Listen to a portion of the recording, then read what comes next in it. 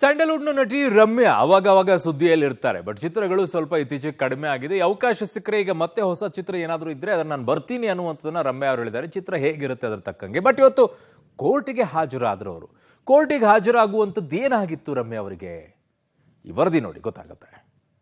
Hostel ಹುಡುಗರು ಬೇಕಾಗಿದ್ದಾರೆ ಚಿತ್ರದ ವಿರುದ್ಧ ರಮ್ಯಾ ಗರಂ. ಕೋಟಿ ರೂಪಾಯಿ ಪರಿಹಾರಕ್ಕೆ ಕೇಸ್, ಕೋರ್ಟ್ಗೆ ಹಾಜರ್. ನಿತಿನ್ ಕೃಷ್ಣಮೂರ್ತಿ ನಿರ್ದೇಶನದ ಹಾಸ್ಟೆಲ್ ಹುಡುಗರು ಬೇಕಾಗಿದ್ದಾರೆ ಸಿನಿಮಾದ ವಿರುದ್ಧ ಮೋಹಕ ತಾರೆ ರಮ್ಯಾ ಗರಂ ಆಗಿದ್ರು.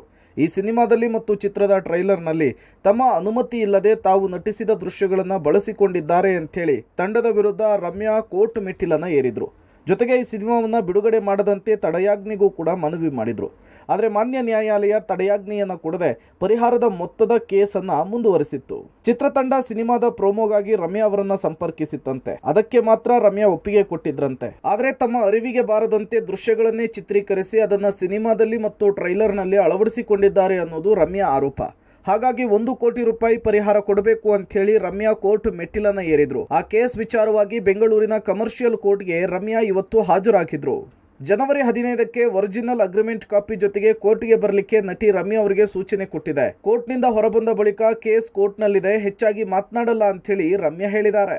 ಕೋರ್ಟಿಗೆ ಬಂದಿರೋದು ಬಿಕಾಸ್ ನನ್ನ ಪ್ರೆಸೆನ್ಸ್ ಬೇಕಾಗಿತ್ತು. ಜಡ್ಜ್ ಅವ್ರು ಕರೆದ್ರು, ಸೊ ನಾನು ಬಂದೆ. ನಾವು ಡಾಕ್ಯುಮೆಂಟ್ಸ್ ಎಲ್ಲ ಸಬ್ಮಿಟ್ ಮಾಡಬೇಕಾಗಿತ್ತು. But since the matter is sub judice, I can't really comment.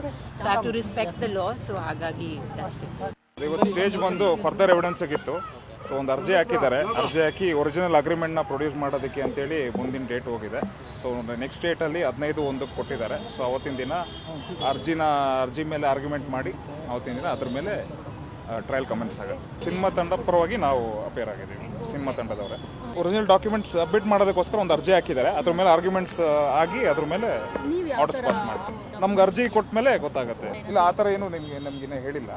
ಅದು ಅರ್ಜಿ ಕೊಟ್ಟ ಮೇಲೆ ಗೊತ್ತಾಗುತ್ತೆ. ಜುಲೈ 21, 2023ರಲ್ಲಿ ಹಾಸ್ಟೆಲ್ ಹುಡುಗರು ಬೇಕಾಗಿದ್ದಾರೆ ಚಿತ್ರ ತೆರೆಗೆ ಬಂದಿದೆ. ಈ ಸಿನಿಮಾದಲ್ಲಿ ರಮ್ಯಾ ಟೀಚರ್ ಪಾತ್ರ ಮಾಡಿದ್ದಾರೆ. ಅನೇಕ ವರ್ಷಗಳ ನಂತರ ರಮ್ಯಾ ತೆರೆಯ ಮೇಲೆ ಕಾಣಿಸಿಕೊಂಡಿದ್ದು ಸಹಜವಾಗಿಯೇ ಫ್ಯಾನ್ಸ್ಗೆ ಖುಷಿ ಕೊಟ್ಟಿತ್ತು. ಗಲ್ಲಾ ಪೆಟ್ಟಿಗೆಯಲ್ಲೂ ಕೂಡ ಚಿತ್ರ ಗೆದ್ದಿತ್ತು. ಸಿನಿಮಾ ರಿಲೀಸ್ಗೂ ಮುನ್ನ ಟ್ರೈಲರ್ ಸಾಕಷ್ಟು ಕುತೂಹಲ ಮೂಡಿಸಿತ್ತು. ಹಾಗಾಗಿ ಚಿತ್ರತಂಡದ ವಿರುದ್ಧ ರಮ್ಯಾ ಕೋರ್ಟ್ ಮೆಟ್ಟಿಲನ್ನ ಏರಿದ್ರು. ಅಲ್ಲಿಂದ ಈವರೆಗೂ ಕಾನೂನು ಹೋರಾಟವನ್ನ ಮುಂದುವರೆಸಿದ್ದಾರೆ. Entertainment bureau, public TV.